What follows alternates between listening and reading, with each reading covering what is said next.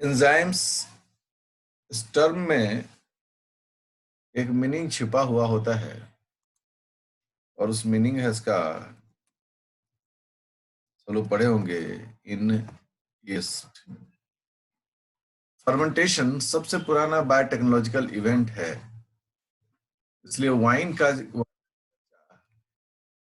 शराब है या सोमरस है या वाइन है, इसकी चर्चा पुराने से पुराने मेन्युस्क्रिप्ट्स में मिलता है। और वह फर्मेंटेशन जो था, वह फर्मेंटेशन में जो एंजाइम पार्टिसिपेट करता था, जो वस्तु पार्टिसिपेट करता था, तो लोगों ने कहा यीस्ट, इसको यीस्ट में मिलता है, इसलिए इसका नाम एंजाइम पड़ा। इन मतलब इन और जाइम मतलब यीस्ट में। और इसकी बहुत सारी कहानियां हैं, कथा कहानियां हैं। लेकिन जिन बातों से हम लोग को एंजाइम को समझना है और बूझना है, वह है मास एनर्जी रिलेशन। ठीक है, ये जो मास एनर्जी रिलेशन है, इससे हमें चीजों को समझना है।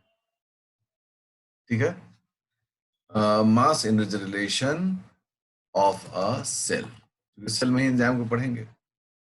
होता क्या है, सेल ऑलवेज प्रिफर, किसको प्रिफर करता है? Saving of energy. सेल हमेशा एनर्जी को बचाने पर ध्यान देता है। ठीक है ना, वह एनर्जी तभी खर्च करना चाहता है जब कोई दूसरा सब्स्टिट्यूट नहीं हो। ठीक है, जब कोई दूसरा सब्स्टिट्यूट नहीं है, तभी सेल क्या करता है, एनर्जी को खर्च करना चाहता है। अब है ड्यूरिंग द मेटाबॉलिज्म, मेटाबॉलिज्म के दरमियान में एनर्जी तो खर्च होगा। Metabolism, energy is an essential factor, ठीक है ना, टू बी यूज्ड। तो चाहिए एनर्जी के बिना तो काम कैसे होगा। अब एंजाइम का एक कॉन्सेप्ट आया और वो कॉन्सेप्ट था how to accomplish the metabolism,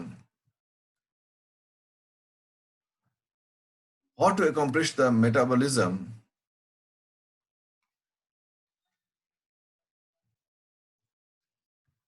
कैसे हम मेटाबॉलिज्म को समाप्त करें without investing great amount of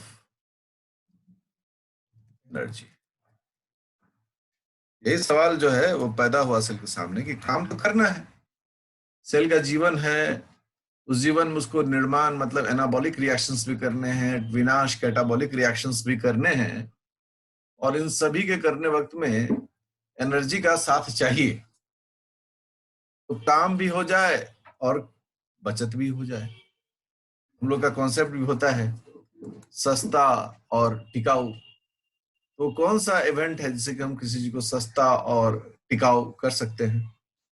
साथ में ही अगर हम लोग मान लो कि हमें पेन खरीदना है और हमें पता चले कि आप में से शॉप है, तो हम आपको रिक्वेस्ट करेंगे कि मेरे लिए एक पेन खरीद दीजिए, क्योंकि जो बाजार में कीमत 10 रुपए का होगा, आपसे परिचय होने से वो 9 रुपए मिल सकता है। इसका मतलब है कि हमारे बिहेवियर में ये ही कॉन्सेप्ट है कि हमारा काम भी हो जाए और कम से कम खर्चा लगे। तो this is the exact sense of a cell also. कैसे इसको किया जा सकता है? तो टू आंसर दिस क्वेश्चन, है ना, सेल ने कहा, क्या किया कि उसने एक आंसर दिया, और आंसर क्या था? If we make a system which can, जो क्या कर सके, lower down the activation energy demand of a reaction। कहा क्या कि हमें एक ऐसी व्यवस्था पैदा करनी चाहिए जिस व्यवस्था में उस काम को करने के लिए जो एनर्जी है, एक्टिवेशन एनर्जी, उसको हम घटा सकें। अगर 10 कैलोरी चाहिए तो हम 8 कैलोरी में कर सकें। तो ये था कि if we make a system which can lower down the activation energy demand of a reaction and increasing the productivity, है ना, है ना, भाई ये जो है प्रोडक्टिविटी को मतलब उत्पादन बढ़े और लागत घटे, यही कॉन्सेप्ट है। ये किसी भी बिजनेस का यही कॉन्सेप्ट होता है कि हमारा मैन्युफैक्चरिंग बढ़े और मैन्युफैक्चरिंग कॉस्ट घटे। तो ये यही कॉन्सेप्ट हमारे सेल का भी है कि हम रेट ऑफ रिएक्शन को बढ़ाएं और एक्टिवेशन एनर्जी को घटाएं। जो प्रोडक्टिविटी आया, यहां पर हमने क्या लिखा, रेट ऑफ रिएक्शन, क्योंकि प्रोडक्टिविटी जो है रेट ऑफ रिएक्शन पर डिपेंड करता है। हमें इस तरह की एक व्यवस्था बनानी पड़ेगी, क्योंकि हमारे लिए जो सवाल था वो बड़ा ही इंपॉर्टेंट सवाल है। और वो सवाल क्या है कि how to accomplish the metabolism without investing a great amount of energy. बहुत ज्यादा खर्च नहीं करके कम खर्च में कैसे चलाया जाए। तो सेल ने कहा कि हम अगर ऐसी व्यवस्था बनाएं, एक ऐसा सिस्टम बनाएं जहां पर हम घटाएं, किस चीज को घटाएं, the productivity cost, that is activation energy को, और बढ़ाएं, किस चीज को बढ़ाएं, प्रोडक्टिविटी को बढ़ाएं या रेट ऑफ रिएक्शन को बढ़ाएं, तो ही यह संभव हो सकता है। अब इस सवाल का जवाब सेल के पास था। सेल ने कहा ठीक, हम एक ऐसा मैकेनिज्म बनाते हैं, एक ऐसा सब्सटेंस बनाते हैं, और उस सब्सटेंस का नाम पड़ा एंजाइम। उसका नाम पड़ा एंजाइम।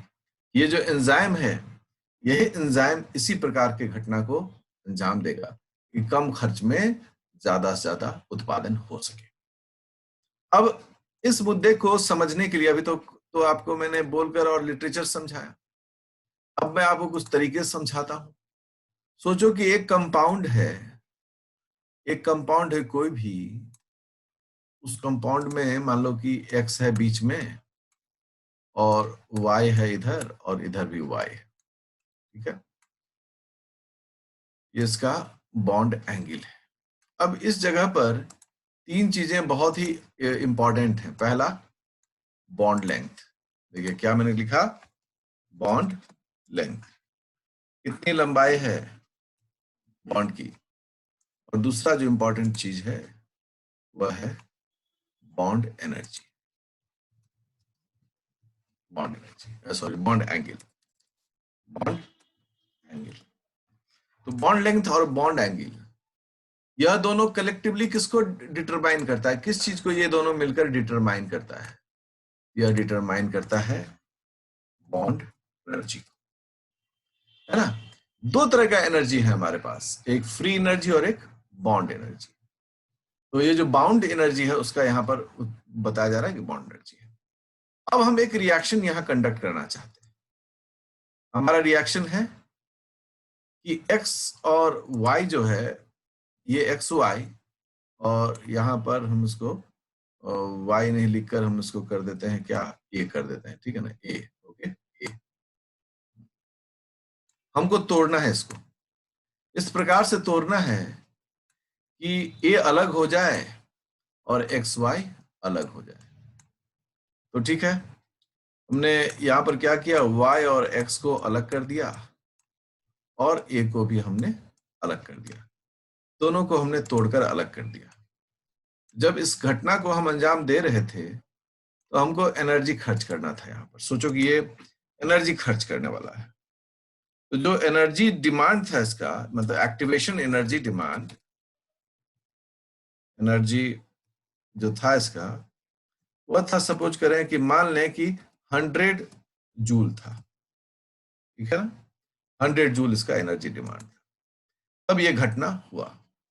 अब सेल को बहुत टेंशन है कि भाई अगर इस तरह के छोटे रिएक्शन में अगर हम 100 जूल खर्च करें तो कैसे काम चलेगा, है ना। जैसे हम लोग अपने व्यवहारिक जीवन में देखते हैं कि आलू 20 से 30 रुपए हो जाता है, 10 रुपया बढ़ने से पूरे देश में हलचल हो जाता है। अभी हम सोचते हैं कि अरे 10 रुपया से क्या होगा, 10 रुपया तो यूं ही हम खर्च कर देते हैं। लेकिन जब वही समेटिव फॉर्म में आता है तो घर के किचन पर बहुत बड़ा असर पड़ता है। यहाँ पर वो ये ठीक है, क्या हुआ, 100 जूल ही तो खर्च हो रहा है ना। लेकिन सेल चाहेगा कि क्यों नहीं हम इसको इस प्रकार से व्यवस्था में डालें कि हमारा 100 की जगह 10 जूल में ही खर्च हो जाए। अगर 10 जूल में ही यह प्रोडक्ट बन जाए तो 100 जूल में तो 10 प्रोडक्ट बन जाएगा, मतलब रेट ऑफ रिएक्शन इंक्रीज कर जाएगा। अब सेल ने अपना वैकल्पिक व्यवस्था प्रारंभ किया। ठीक है ना। सेल देखिए किस प्रकार से वैकल्पिक व्यवस्था को प्रारंभ करता है। अब सेल ने क्या किया, यहां एक एंजाइम को डाला। ठीक है, मैं सब काल्पनिक रूप से बना रहा हूं, ठीक है ना। उसने एक एंजाइम को यहां पर डाला, देखिए ये एंजाइम है।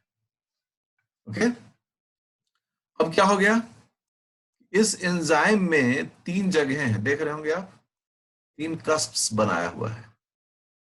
इन तीनों जगहों पर कौन बाइंड कर जाता है, तो एक्स वाई ए। ठीक है ना, यहां पर एक्स, यहां पर वाई और यहां पर ए। ये तीनों आपस में यहां पर जुड़ गया और जुड़कर अब एंजाइम के साथ इनका इंटरेक्शन स्टार्ट हो, यही है एक्स वाई ए। अब एंजाइम क्या करता है कि इस एक्स वाई ए के बॉन्ड एंगल में और बॉन्ड लेंथ में क्वालिटेटिव बदलाव करता है। ठीक है, देखो कैसे बदलाव कर रहा है। जैसे जुड़ा, उसके बाद ये जो स्ट्रक्चर है एंजाइम का, उसके अंदर में कुछ ऐसी घटनाएं होने लगी जिससे कि इन तीनों के बीच का जो बॉन्ड एंगल है उसमें एक बदलाव देखा गया। अब देखिए यहां पर हो गया x, यहां हो गया a और यहां हो गया y। और अब इनका देखिए जो बॉन्ड एंगल है उस बॉन्ड एंगल में यहाँ पर बदलाव देखा जा रहा है और बॉन्ड लेंथ में भी क्या देखा जाएगा, बदलाव देखा जाएगा। अब मान लो कि पहले बॉन्ड एंगल 180 डिग्री था, हम मान के चलते हैं, सब ये आपको सिर्फ समझाने के लिए बनाया जा रहा है। ठीक है, अगर सपोज करो कि ये 180 डिग्री था, हाँ, ये 180 डिग्री था यहाँ पर। अब बॉन्ड एंगल इसका क्या हो गया, तो अब हम लोग कह रहे हैं अब इसका बॉन्ड एंगल जो है वो हो गया 80 डिग्री। कितना डिग्री हो गया, 180 डिग्री से 80 डिग्री में बदलाव हुआ। अब जैसे 80 डिग्री में बदलाव हुआ, अब ये प्रोडक्ट बना।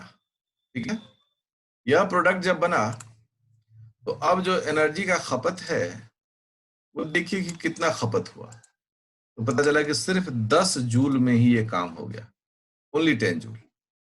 और वापस एंजाइम क्या आया, एंजाइम जिस स्ट्रक्चर स्टेटस में था उस स्टेटस में आ गया। तो ये जो कॉन्सेप्ट है, ये कॉन्सेप्ट निश्चित रूप से एक बहुत ही जबरदस्त कॉन्सेप्ट था और इसीलिए मैं बताता हूं कि हमारा सेल जो है वो सरवाइव करता है। अगर एंजाइम को हटा दें तो हमारा सेल जो है वो सरवाइव नहीं कर पाएगा। ठीक है ना। तो इस प्रकार से एंजाइम क्या करता है, एंजाइम सबस्ट्रेट के बॉन्ड एंगल, बॉन्ड लेंथ में बदलाव करके ओवरऑल बॉन्ड एनर्जी पर प्रभाव डालता है, जिससे कि जो उसका इन टोटो डिमांड जो है वह एक्टिवेशन एनर्जी है वो क्या हो गया, घट गया। और घटने से क्या हो गया कि वह आसानी से कम खर्च में ज्यादा से ज्यादा उत्पादन देने लगा।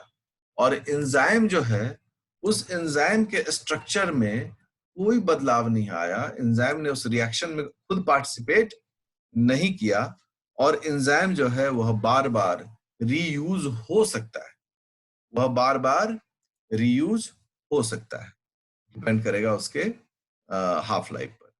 ये एंजाइम फिर से यहाँ पर यूज होने के लिए तैयार हो गया। तो इस प्रकार से सेल का जो बेसिक अपना एक डिमांड था कि हम कैसे मेटाबॉलिज्म को करें, हम कैसे अपने सारे काम को करें जबकि मुझे एनर्जी भी बचाना है और सेल को चलाना भी है। तो एंजाइम एक सूटेबल आंसर के रूप में इसके सारे समस्या का समाधान कर देता है। अब हमारे लिए यह सवाल एक जवाब के रूप में परिवर्तित हो चुका है कि अगर हमें कम एनर्जी खर्च करके ज्यादा उत्पादन करना हो तो हमें एंजाइम की जरूरत पड़ती है। अब मुद्दा आया कि भाई अब एंजाइम के हालात क्या होंगे, कैसे, कहां से मिलेगा, है ना। अब हमारे पास आया सवाल कि एंजाइम क्या, कहां से मिलेगा। तो हुआ क्या कि शुरू में, जबकि बहुत ही प्रिमिटिव टाइम था, अर्लियर अर्लियर टाइम, आरएनए जो था, RNA was carrying dual nature. RNA के पास डुअल नेचर था। पहला था acting as a genetic material, ठीक है, और दूसरा काम था एक्टिंग एज एंजाइम। ये दोनों काम शुरुआती दौर में आरएनए को ही मिला था। हम सब जानते हैं कि आरएनए डीएनए से पूर्व आया हुआ था, बाद में डीएनए का डेवलपमेंट हुआ।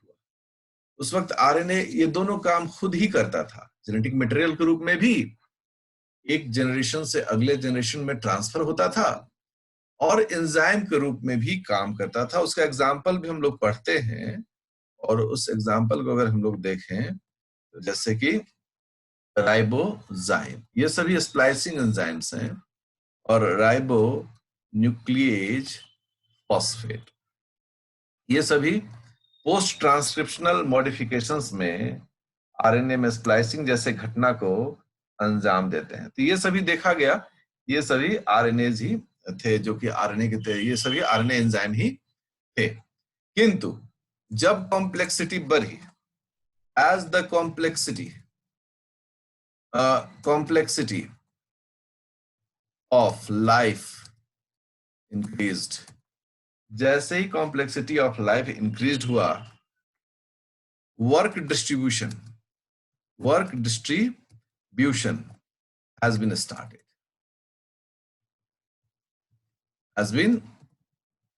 had been started.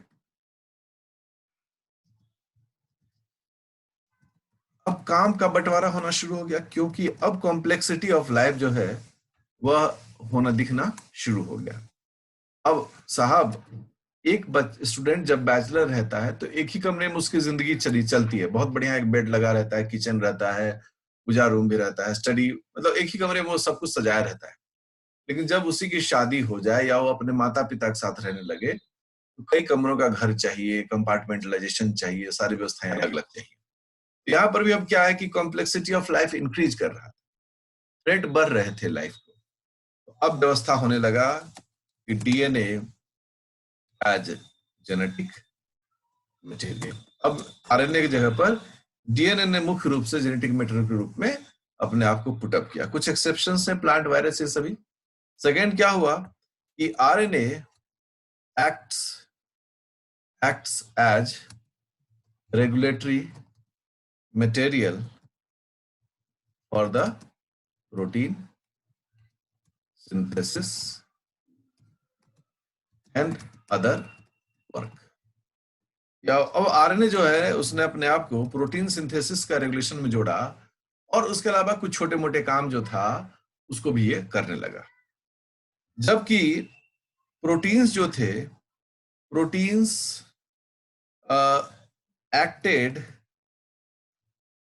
या proteins act as enzymes and other metabolites।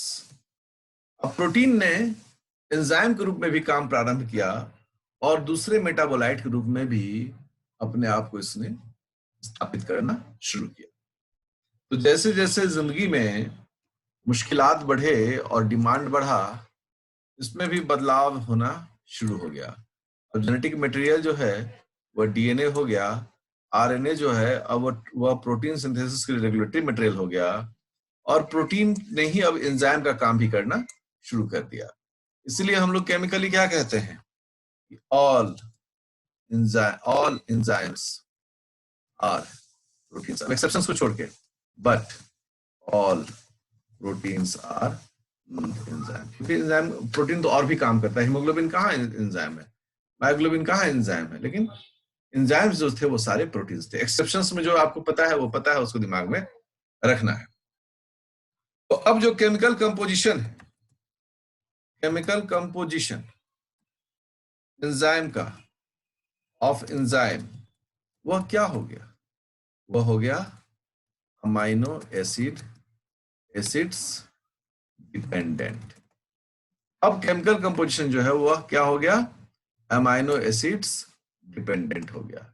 अब किस प्रकार का अमाइनो एसिड, किस प्रकार की व्यवस्था, यह अब हो गया हिस्सा एंजाइम्स का। तो एंजाइम्स जो है वो प्रोटीन स्ट्रक्चर है, ये अल्फा हेलिकल होते हैं, ये बीटा शीट होते हैं, बीटा बैरल्स होते हैं। तो अब आप एकदम क्लियरली इन सब चीजों को दिमाग में बिठा सके, जब भी एंजाइम पढ़ें तो आप समझे कि प्रोटीन पढ़ रहे हैं। इसमें अल्फा हेलिसिटी दिखेगा, इसमें बीटा बैरल दिखेगा, बीटा शीट दिखेगा, वो तमाम प्रॉपर्टी जो प्रोटीन्स दिखाता है वो है इसमें आपको दिखना है। बस इसमें जो यूनिक चीज है, जो यूनिक बिहेवियर है उसका, वो है द यूनिक बिहेवियर क्या है इसका, that they increase the rate of reaction, जिसको प्रोडक्टिविटी कहते हैं, and decrease the activation energy. यही जो इंपॉर्टेंट चीज है, इसको हम लोग फॉलो करना चाहिए। अब एक ग्राफ जो कि बहुत ही पॉपुलर ग्राफ है फ्रॉम अर्ली टाइम, जब हम लोग एंजाइम के बारे में पढ़ना शुरू करते हैं से लेकर लोग कभी भी पढ़ेंगे तो इस ग्राफ को जरूर पढ़ते हैं। इसमें दो एक्सिस है, और जैसा मैं हमेशा बोलता हूं कि पहले एक्सिस पर ध्यान देना चाहिए। यह कौन सा एक्सिस है? यहाँ पर है एक्टिवेशन एनर्जी, ठीक है। यहाँ पर एक्टिवेशन एनर्जी हम लोग जूल में इसको ले रहे हैं, और यहाँ पर क्या है? कांस्टेंट टाइम, क्योंकि टाइम की तुलना में हम लोग को देखना है टाइम। टाइम मिनट लिया जाता है दोस्तों, ठीक है, आप सेकंड भी ले सकते हैं, लेकिन मिनट में ही एंजाइम को स्टडी किया जाता है। और तब एक ग्राफ बनना शुरू होता है, और जो सबसे पहला ग्राफ बनता है कि कोई भी सबस्ट्रेट जीरो एनर्जी पर नहीं रहता है। तो जैसे ही उसको हम लोगों ने एनर्जी देना शुरू किया,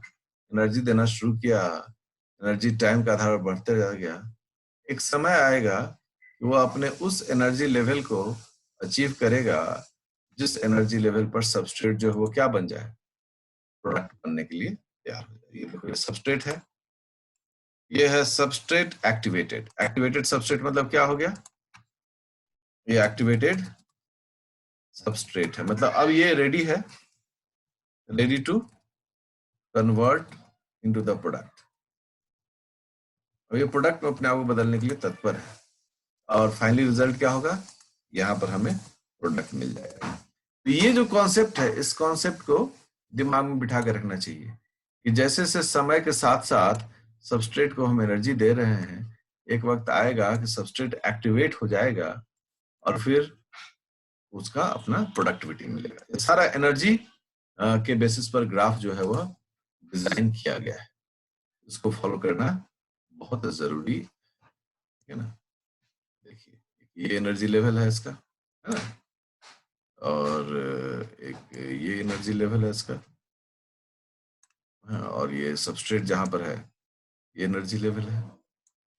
तो सबसे पहले क्या होता है, सबस्ट्रेट को हम लोग को इतना एनर्जी देना पड़ता है, तब वो एक्टिवेट होता है, ठीक है, और तब जाके वो प्रोडक्ट देता है। अब इस खर्चे में कैसे कमी लाया जाए, इसके लिए सेल क्या करता है? अब सेल यहाँ सबस्ट्रेट के साथ एंजाइम मिला देता है। जैसे सबस्ट्रेट के साथ एंजाइम मिलाता है, अब एनर्जी का डिमांड जो है वो क्या हो गया? घटकर प्रोडक्ट, और फिर एंजाइम भी क्या हो गया? यहाँ पर बाहर हो गया। यहाँ जो है वह ईएस कॉम्प्लेक्स है। क्या है ये? ईएस कॉम्प्लेक्स हम लोग क्या कहते हैं? Enzyme substrate complex. इस प्रकार से ईएस कॉम्प्लेक्स होता है। तो जो डिमांड था एनर्जी का वो तो घट न गया। पहले कितना डिमांड था? बहुत डिमांड था, है ना, जो भी जूल था। तो पहले इसका डिमांड कितना था? तो हम लोग कह रहे हैं कि पहले सर बहुत डिमांड था, ये सबस्ट्रेट का लेवल है और ये एक्टिवेशन एनर्जी था। इतना तब था जब हमने एंजाइम नहीं दिया था।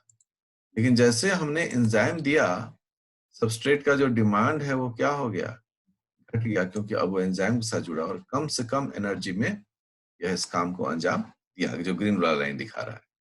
तो अब यहाँ पर मुद्दा था कि हमें कितना एनर्जी का बचत हुआ, इतना एनर्जी का हमारा क्या हो गया, बचत हुआ। तो ये जो ग्रीन आप देख रहे हैं पैच, यह क्या है, एनर्जी सेविंग। यही एनर्जी को हमें बचाना था। सेल इस एनर्जी को दूसरे पर्पस के लिए यूज करेगा, सेल के पास बहुत सारे काम है, ये एनर्जी सेविंग हो गया। और ये हो गया एंजाइम सबस्ट्रेट कॉम्प्लेक्स। ये जो ग्राफ है, it's a very popular graph. कभी भी विद्यार्थी इस ग्राफ को पढ़ते हैं तो उन्हें बातें समझ में आती है कि कितना एनर्जी बचाया गया। जब भी कोई ग्राफ पढ़ें तो सबसे पहले उसके एक्स और वाई एक्सिस पर क्या लिखा हुआ है उसको जरूर से जरूर पढ़ना चाहिए। ठीक है, अभी तो आप एकदम बेसिक चीज सीख रहे हैं। बेसिक चीज में कहीं झंझट नहीं होता है, क्योंकि बेसिक आपका आने वाला चीजों को बताने वाला है। अब हम लोग एंजाइम का एक बेसिक्स तो हम लोगों ने देखा। अब एंजाइम के स्ट्रक्चर में आखिर कौन सी स्पेसिफिक बातें होती है ना, वो कौन से स्ट्रक्चरल स्पेसिफिसिटी होती है ऑफ एंजाइम्स, ये तो देखना पड़ेगा भाई। इस प्रकार से आखिर कैसे एक सामान्य प्रोटीन के काम से ये अलग होकर काम करता है, ये तो हमें निश्चित रूप से देखना चाहिए। जो सबसे पहला पॉइंट आता है वो आता है active active site. Active site, ये जो साइट है ना, ये कैटालाइटिक साइट है। कैटालाइटिक साइट ऑफ एंजाइम, ठीक है ना, ये एंजाइम का कैटालाइटिक साइट है। वेयर, कहां, जहां substrate binds to the enzyme. Enzyme का ये वो जगह है जहां सबस्ट्रेट एंजाइम से बाइंड करता है, इसे लोग इसे एंजाइम सबस्ट्रेट बाइंडिंग साइट भी।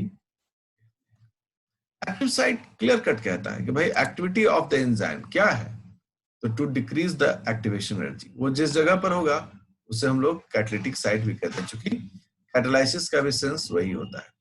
तो एक्टिव साइट, कैटालिटिक साइट या एंजाइम सबस्ट्रेट बाइंडिंग साइट एक ही होता है, करेक्ट। अगला इसमें जो बिंदु है वह बिंदु है it is small small part of an enzyme. Enzyme का ये छोटा सा हिस्सा है।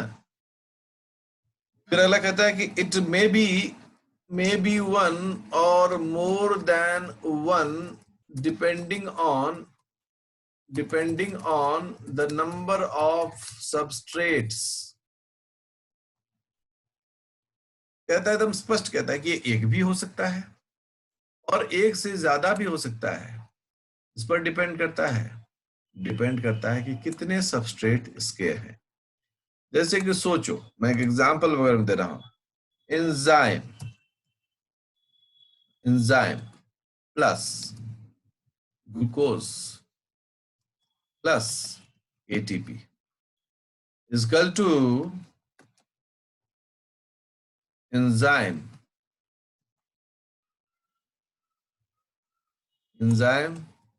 ग्लूकोज एटीपी कॉम्प्लेक्स, और फिर final product enzyme plus glucose 6 phosphate. हम सब लोग ग्लाइकोलाइसिस में इस घटना को पढ़ते हैं। पहला है रिएक्शन है जहां पर ये एंजाइम जो है, this is called an hexokinase, जिसे हम लोग एक हेक्सोकाइनेज कहते हैं। यह हेक्सोकाइनेज के लिए सबस्ट्रेट यहाँ पर दो है। कौन कौन दो सबस्ट्रेट है यहाँ पर? हम लोग कहते हैं पहला सबस्ट्रेट है ग्लूकोज और दूसरा सबस्ट्रेट है एटीपी। तो निश्चित रूप से इस एंजाइम में जिसका नाम है हेक्सोकाइनेज हैज 2 एक्टिव साइट्स। इसलिए हम हमेशा बोलते हैं कि इसको रटना कभी नहीं है। तो हमसे पूछेगा तब बताइए हेक्सोकाइनेज के पास कितने एक्टिव साइट्स हैं, तो रट के तो मामला चलेगा नहीं, चूंकि एक आध एंजाइम थोड़े है, 10 एंजाइम है कि रट लिया और काम चल गया। इसलिए हमें चतुर रहना, हमें पूछना है कि कितने सबस्ट्रेट्स हैं इसके। अगर सबस्ट्रेट 2 है तो 2 एक्टिव साइट होगा, 4 है तो 4 एक्टिव साइट रहेगा, 10 होंगे तो 10 एक्टिव साइट होगा। मतलब ये कहने की बात है, और एक ही है तो एक ही एक्टिव साइट रहेगा। इसलिए एक्टिव साइट किसी भी एंजाइम में डिपेंड करता है कि उसमें किस प्रकार के सबस्ट्रेट्स और कितने प्रकार के सबस्ट्रेट्स हैं, स्पष्ट बात है। अब दूसरा क्या है कि भाई यहां तो बड़ा काम होना है। सोचो कि ये एक एंजाइम का स्ट्रक्चर हम बना रहे हैं, अच्छा समझोगे सब लोग। ऐसा ही स्ट्रक्चर है, ये इसका एक्टिव साइट है। अब ये जो है, ये जो एरिया है, इस एरिया को हम लोग क्या कह रहे हैं? तो हम लोग कह रहे हैं कि सर ये जो एरिया आप दिखा रहे हैं, ये एरिया तो एक्टिव साइट है, ठीक है, एक्टिव साइट है। अब ये पूरा किस चीज का बना हुआ है? इस चीज को किस चीज का बना हुआ? तो हम लोग कह रहे हैं सर ये तो composed of amino acid residues. ये पूरा स्ट्रक्चर जो है वो अमाइनो एसिड रेसिड्यूज से बना हुआ है, ठीक है।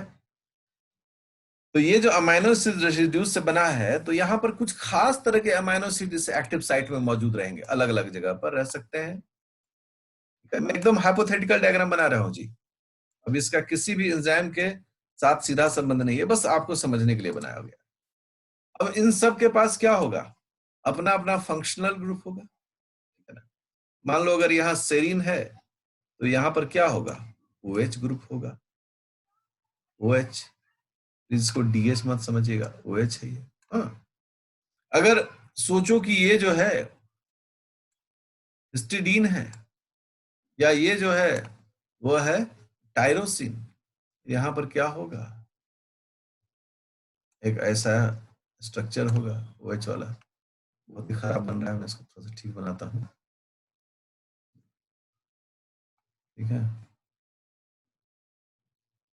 इस तरह का बेंजीन रिंग, और यहाँ पर OH जुड़ा रहेगा, ठीक है।